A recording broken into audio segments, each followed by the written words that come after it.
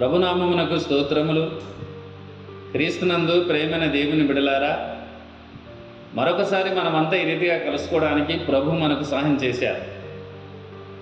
అందును బట్టి ఆ దేవాది దేవునికి స్తోత్రాలు చెబుతూ ఈ సమయంలో ఒక వాక్య భాగాన్ని మనం ధ్యానం చేద్దాం.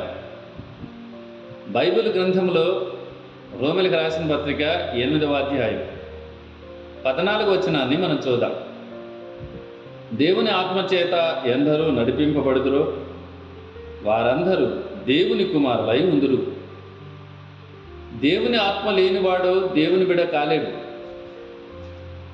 కనుక యేసు ప్రభువారు కూడా ఈ లోకంలో బాప్తిసం తీసుకునేటప్పుడు ఆయనకు అడుగు రాగానే పరిశుద్ధాత్మ పావురం వలె ఆయన మీద దిగి వచ్చినట్టుగా మనం చూస్తాం.